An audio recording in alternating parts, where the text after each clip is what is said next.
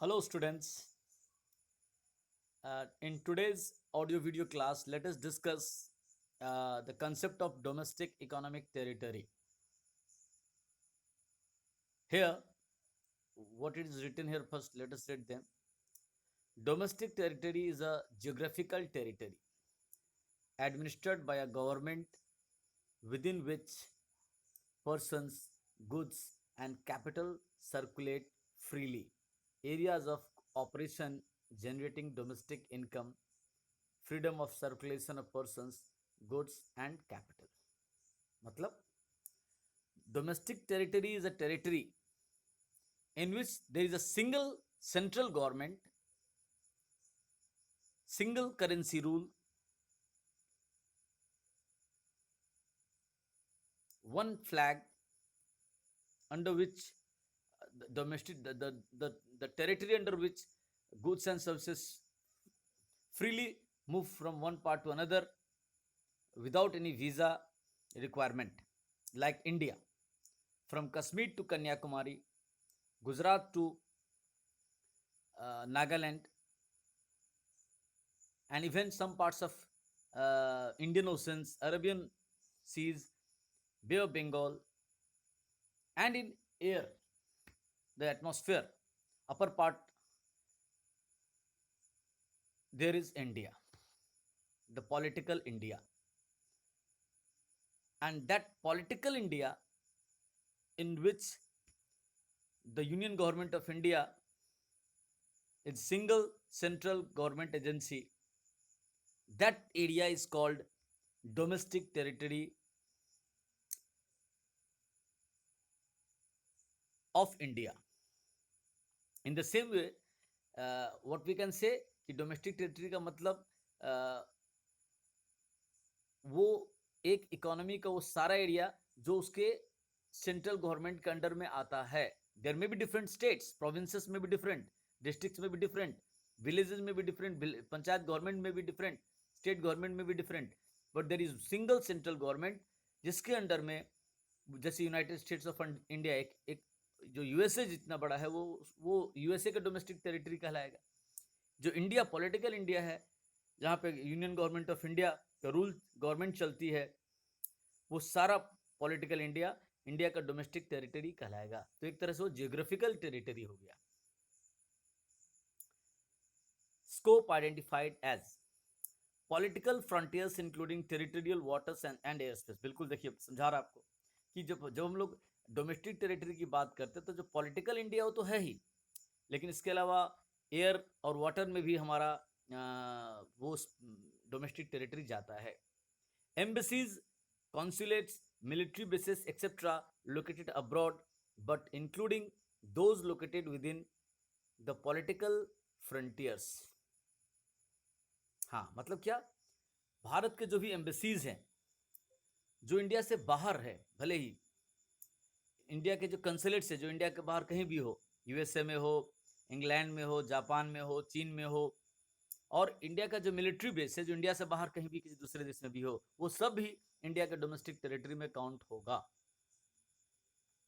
इसी तरह से हर देश का अपना एक डोमेस्टिक टेरिटरी है, उसमें ये सब चीज काउंट होता है. Ships, aircrafts operated by the residents between 2 और मोर countries.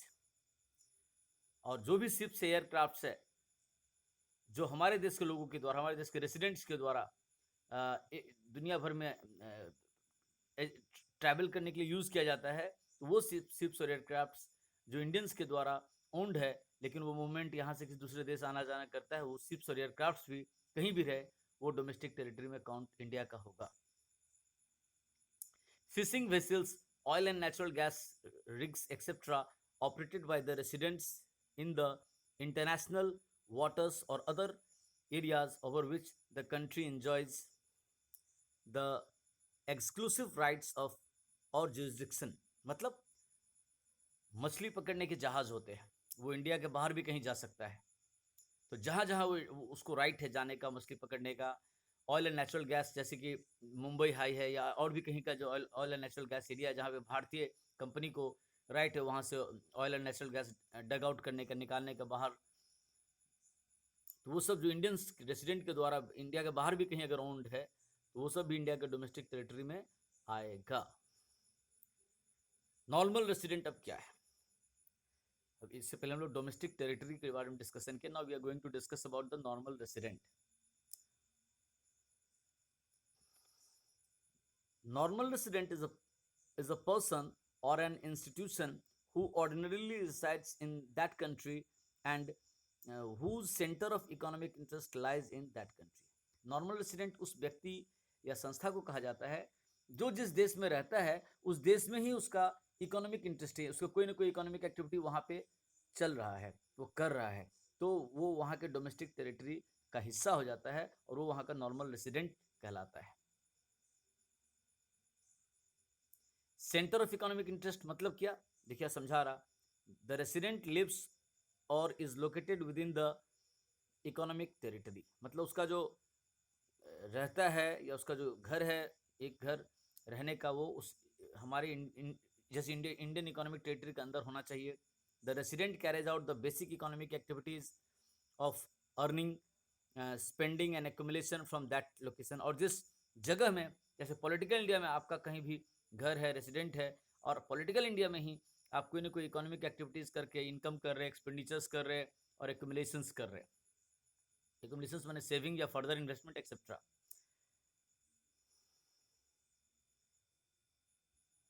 His center of interest lies in that country. His center of interest lies in that country. मतलब उसका जो मुख्य हित है, लगाव है, वो उस देश से है, तो वो वहां का नॉर्मल रेसिडेंट कहलाएगा। Relation between national product and domestic product. तो नॉर्मल रेसिडेंट का बात क्लियर हो गया कि आप जिस देश में रहते हो, जहाँ पे आपका रहने का घर है, उसी देश में आपका इकोनॉमिक एक्टिविटीज आप कर रहे हो, उस इकोनॉमिक एक्टिविटीज से आप अर्निंग कर रहे हो, फिर उसको उसी वहीं पे कंजम्पशंस में खर्चा कर रहे हो, वो आपका मैंने, और फिर वहीं पे आप एक्यूमुलेशन सेविंग्स कर रहे हो, वहीं पे इन्वेस्टमेंट कर रहे हो, जहाँ पे नॉर्मली ये सब चीज़ ज़्यादा कर रहे हो, एक्सेप्शन घटना के रूप में नहीं कर रहे हो, तो आप वहाँ के नॉर्मल रेसिडेंट हो जाते हैं। Now the next part is relation between national product and domestic product. ये मैं ऊपर कहीं पहले दूसरे वीडियो में डिस्कशन किया था, but let us again discuss national product and domestic product. So first let me discuss with you the domestic product. All the goods and services produced within the domestic territory of India are the domestic product of India, and the domestic product is produced by either Indian nationals living in India or foreign nationals who are normally residing in India, carrying on economic activities in India. तो यानी India के domestic product में Indians के द्वारा भी production हो सकते हैं और फॉरेनर्स के द्वारा भी प्रोडक्शन हो सकते हैं, लेकिन वो इंडिया में रह के होना चाहिए, इंडिया में ही उनका बिजनेस एक्टिविटी चल रहा है। जैसे कि Hindustan Unilever Limited is not an Indian company, but it is carrying on its activity in India, so उससे भी जो भी इनकम होगा वो इंडिया के डोमेस्टिक टेरिटरी में आएगा और वो डोमेस्टिक प्रोडक्ट में काउंट होगा। तो डोमेस्टिक प्रोडक्ट समझ में आ गया। What is national product? National product are those products, those are produced by Indian nationals either in India or outside India, but that is national product because the person or institutes that is producing, whose main economic interest lies in India, who is a normal resident of India or whose head office is in India. जैसे टाटा है, अगर टाटा का कोई business Kenya से पैसा कमा के ले आ रहा है तो टाटा का मेन हेड ऑफिस इंडिया में है, इसलिए टाटा अगर कीनिया से कुछ बिजनेस करके प्रॉफिट करके पैसा कमा के इंडिया ला रही है तो वो इंडिया के नेशनल प्रोडक्ट में शामिल होगा। और टाटा का जो बिजनेस इंडिया में है, इंडिया में पैसा कमा रही है, वो इंडिया के डोमेस्टिक प्रोडक्ट में ऑलरेडी इंक्लूडेड ही है। लेकिन जापान की कोई कंपनी पैनासोनिक है जो इंडिया में ब्रांच खोल करके पैसा कमा रही है, तो वो डोमेस्टिक प्रोडक्ट में तो शामिल होगा लेकिन इंडिया के नेशनल प्रोडक्ट में शामिल नहीं होगा, क्योंकि जापानी कंपनी है पैनासोनिक, वो इंडियन रेसिडेंट कंपनी नहीं है, तो पैनासोनिक का प्रॉफिट इंडिया के डोमेस्टिक इनकम में शामिल होगा बट इंडिया के नेशनल प्रोडक्ट इनकम में शामिल नहीं होगा। यहाँ लिखा हुआ है domestic product concept is based on the production units located within domestic territory of operated both by resident and non resident. बिल्कुल सही बात। भारत के नॉर्मल रेसिडेंट और भारत के जो नॉन रेसिडेंट है, यानी जो नॉर्मली इंडिया में नहीं रहते हैं लेकिन विदेशी नागरिक हैं, विदेशी सिटीजन है, लेकिन इंडिया में वो रह करके इंडिया बिजनेस कैरी ऑन कर, भले उनका हेड ऑफिस इंडिया में नहीं हो। National product concept based on resident and includes their contribution to production both within the outside within in India and outside the economic territory. तो ये national product और domestic product के चीज़ों को समझा मैंने, जो अपने से समझा उस बात पर ज़्यादा ध्यान दीजिएगा तो क्लियर होगा।